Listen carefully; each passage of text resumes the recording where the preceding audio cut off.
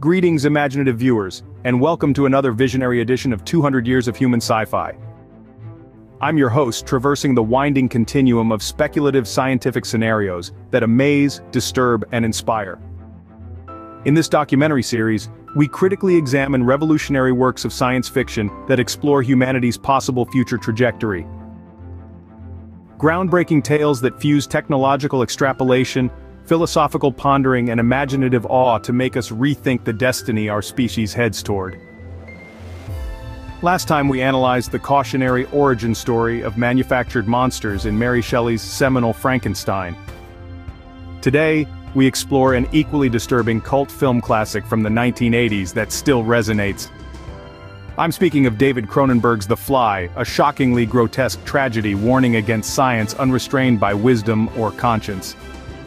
Over the next minutes we will unpack this metaphorically rich tale of body horror and what foreboding lessons it may offer society today, as we stand on the precipice of equally world-changing scientific breakthroughs. Can heartbreaking fiction become harrowing fact if we ignore troubling themes of playing God without sufficient care? Stay tuned to find out next on this special edition of 200 Years of Human Sci-Fi. What is it about insects, especially flies, that strikes such a strong chord of revulsion within us? Sure, on a rational level, flies spread disease and unwantedly land on our food.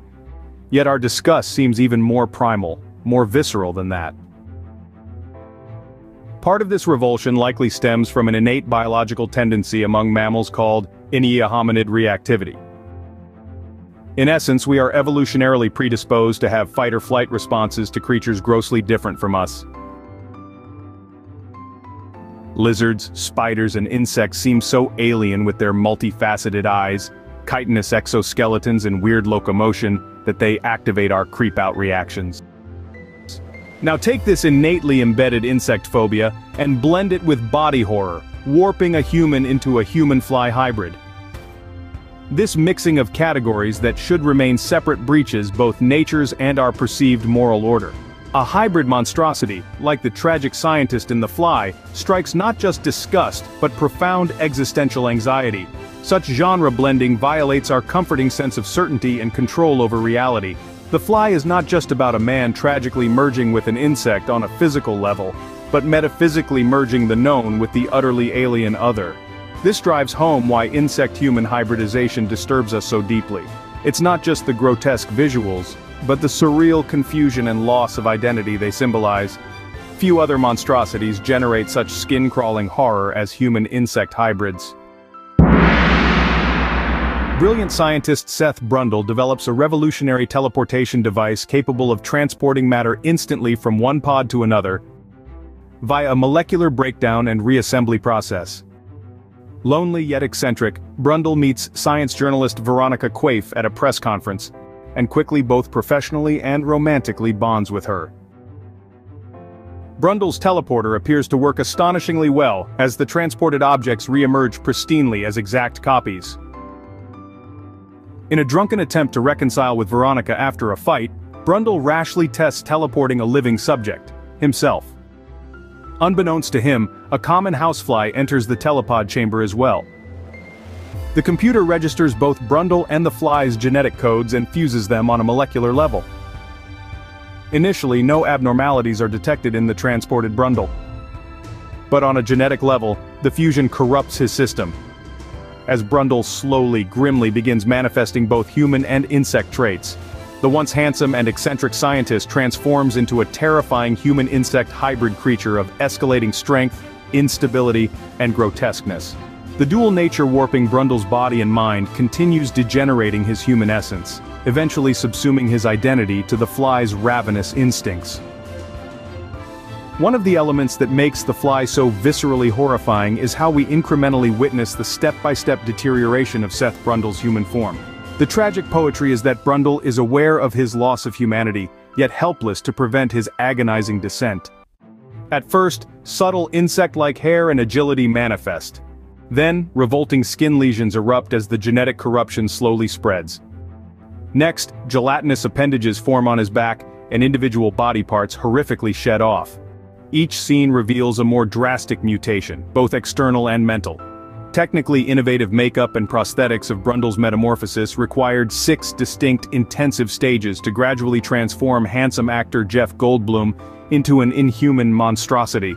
We watch his digits fuse into grotesque pincers, and facial features distort into an insectoid muzzle. As Brundle laments after each visceral molt, he becomes less human and more brutally insect.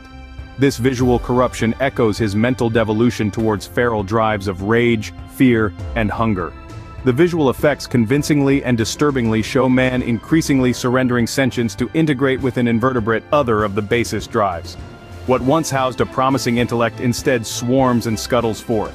Beyond just thrilling body horror, The Fly examines profound philosophical themes about science unchecked by wisdom. Brundle arrogantly assumes that because he has the knowledge to achieve teleportation, lacking any safeguard protocols will pose no harm. Like Prometheus stealing fire from the heavens, Brundle's invention holds power beyond his capacity to responsibly control. Lacking humility and rushing experimental trials on himself prove catastrophically reckless. The Fly implicitly warns against science absent ethics. Knowledge alone cannot equip the unwise with sufficient clarity to avoid disaster. Technological innovation without contemplating unintended consequences can warp the future down horrific pathways. Seth Brundle serves as metaphor for modern man's scientific hubris. In our information age, new discoveries rapidly outpace the cultural maturity to apply them.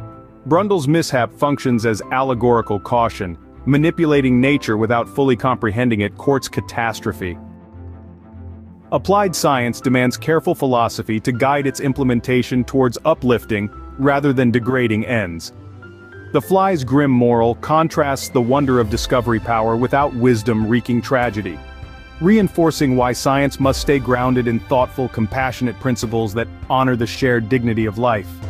The harrowing final act of The Fly seals its warning about unrestrained science. In desperation, the near-fully transformed Brundle traps Veronica to fuse him with an additional human. His grotesque logic argues that mingling their genetics might dilute his remaining insect traits to salvage some human essence.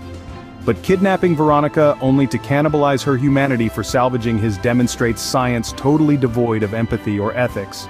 Brundle no longer cares about right or wrong, only clawing back some human attributes from the abyssal mutation he engineered.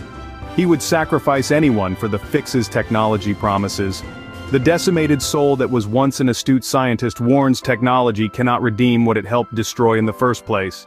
In the conclusion, a shotgun blast from Veronica euthanizes barely human Brundle after machines fuse his genes again.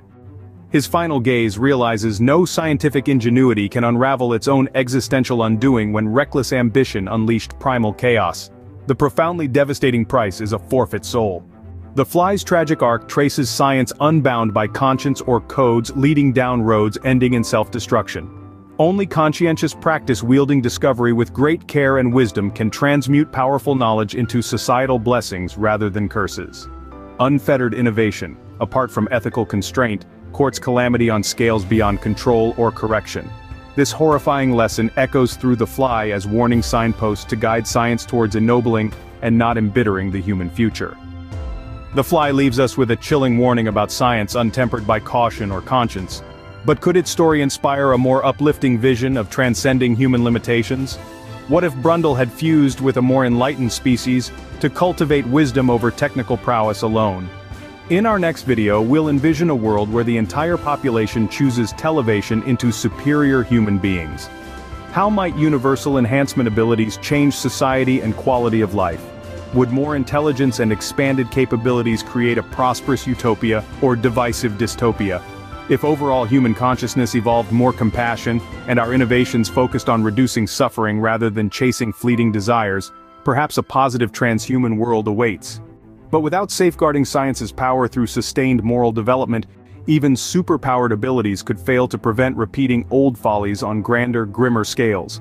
The possibilities and perils of using technology to rewrite the human playbook carries both titanic promise and risks.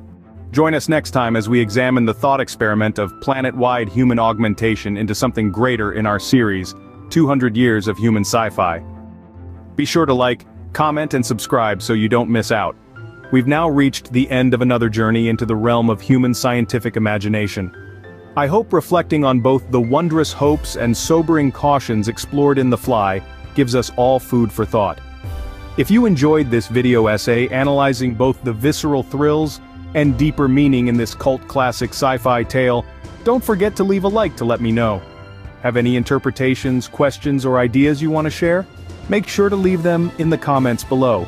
And if you want to join me to explore more visionary tales and thought experiments about humanity's present path and far future destiny, click the subscribe button and notification bell.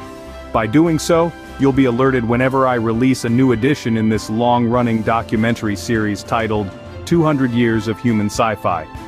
I aim to ponder both inspirational and troubling extrapolative scenarios that current scientific capabilities might make reality tomorrow if we act incautiously or instead exercise wisdom today. So if that premise entices your imagination as well, consider joining the community here.